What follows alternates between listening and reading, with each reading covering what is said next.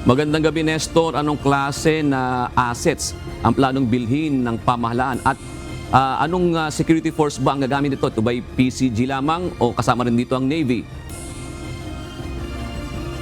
Sa ngayon nga ay yung mga kasama nito yung PCG at Navy doon sa mga asset na planong bilhin ng pamahalaan, partikular nga itong mga barko na paglayag na magagamit sa West Philippine Sea. Ngayong araw ay nagtipon ang mga mangingisda sa Santa Cruz at Masinloc sa Zambales kasamang ilang ahensya ng pamahalaan upang sila ay makapagpahayag ng saloobin sa kanilang mga karanasan at problemang kinaharap sa pagpalaot sa iba't ibang bahagi ng West Philippine Sea. Ayon kay ASEC Malaya, sa ngayon ay nagpaplano na ang pamahalaan ng mga hakbang na gagawin para mapalakas ang pagpapatrolya sa karagdagang sakop ng Pilipinas, sa karagatang sakop ng Pilipinas. Importante po sa ating pamahalaan na makabili pa ng maraming karagdagang barko, makabili ng mga karagdagang eroplano, makabili ng iba pang mga kagamitan at makapagdagdag ng mga Coast Guard, Navy personnel para mas mabantayan natin ang ating mga karagdagan. Bukod sa karagdagang barko at eroplano, plano rin ng pamahalaan na bigyan ng radio communication system ang mga mangingisda upang agad silang matrack ng mga otoridad at agad din makatawag ng tulong sa talakayan. Inilahad ng mga mangingisda ang kanilang karanasan sa tuwing sila ay pumapalaot sa dagat, partikular malapit sa Scarborough Shoal. Wala pa yung China dyan, malaya po kami mga Will. Nung nandyan na yung China, nagkaroon na po kami ng kaba. Kasi doble na po yung binabantayan namin, yung bagyo.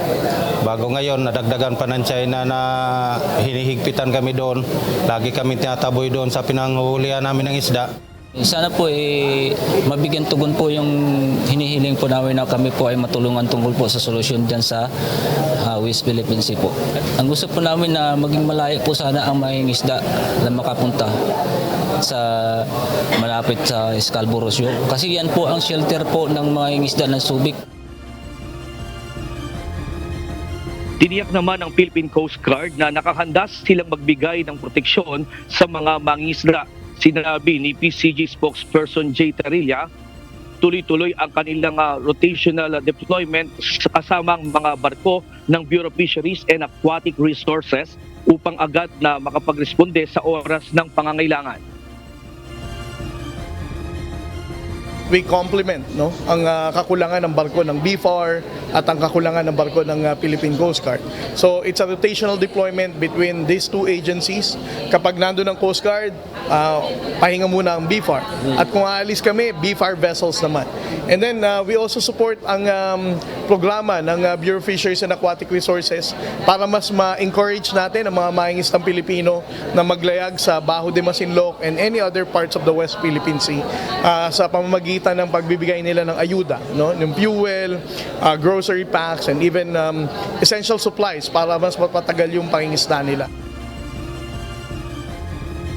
Bukod sa pagbabantay, nangako ang PCG na tuloy-tuloy pa rin ang pagbibigay ng mga ayuda, langis at iba pang essential supplies sa mga mangingisda. June na sa 150 na ng mga mangingisda ang dumalo sa kauna-unahang kongreso ng mga mangingisda na isinagawa ngayong araw at sa pangunguna ng NSC at PCG kasama ang BIPAR at Department of Social Welfare and Development na nagkaloob ng tig 10,000 pisong na ayuda sa kanila. At yung ating latest live mula dito sa Subic, Zambales. Balik sa iyo, June. Nestor, kailan ba yung procurement ng sinasabing mga bagong assets na yan na gustong mabili ng pamahalaan? Ito ba'y ngayong taon pa ba ito? Hahabol pa ba ito ngayong taon? O sa 2025 na yan, Nestor? At kailan ang target delivery niyan? Umaabot ba ng ilang buwan yan o taon, Nestor? June, ito kasi yung mga barko, ito yung 5 na malalaking barko na pinangako ng Pangulo nung nakaraan pang taon. At ito nga ay inaasahan na sana ay mapagkaloob na sa lalong madaling panahon, pero hindi pa sinasabi kung ngayong taon ipagkakaloob yung 97 meters na barko ng Pilipinas na idadagdag na maaaring mag-ikot dun sa area ng West Philippine Sea. June. Ibig sabihin pala, nasa proseso na ito, Nestor. Hindi ito bibilin pa lang, kundi pwedeng malapit ng i-deliver o paano ba yan, Nestor?